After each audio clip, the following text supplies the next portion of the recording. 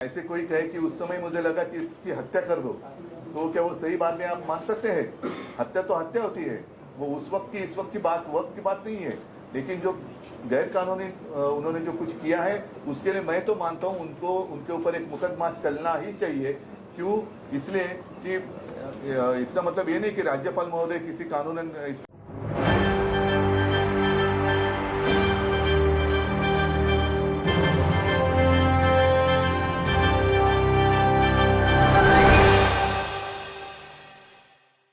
क्या बीजेपी के साथ जाकर वाकई एकनाथ शिंदे फंस गए?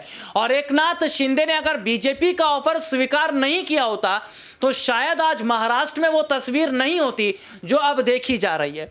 नमस्कार, मैं हूं राहुल शर्मा, आप देख रहे हैं SP9 न्यूज। स्वागत है आप सभी का आज की बड़ी खबर में। और बड़ी खबर की शुरुआत एकनाथ शिंदे से।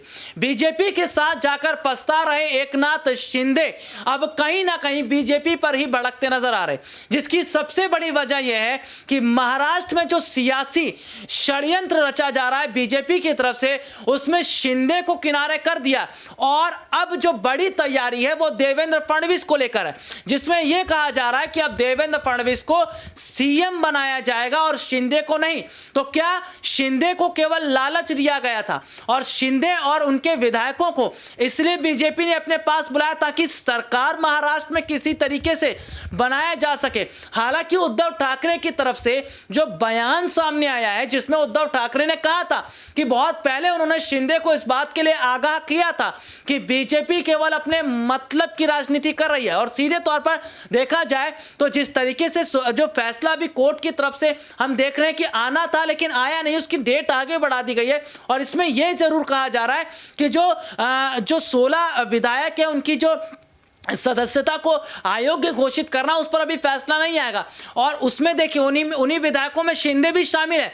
तो ऐसे में देखा जा रहा है कि अगर फैसला आ जाता है तो कहीं ना कहीं बड़ा झटका बीजेपी को महाराष्ट्र में लग सकता है। लेकिन जिस तरीके से शिंदे विधायक अब कहीं ना कहीं उद्धव ठाकरे की तरफ आते नजर आ रहे हैं, और खुद एकनाथ शिंदे का यह कहना है कि देवेंद्र फडणवीस को नहीं बल्कि वापसी से उद्धव को ही मुख्यमंत्री बना दिया जाना चाहिए या होना चाहिए, क्योंकि वही महाराष्ट्र में अभी तक संभाल रहे थे।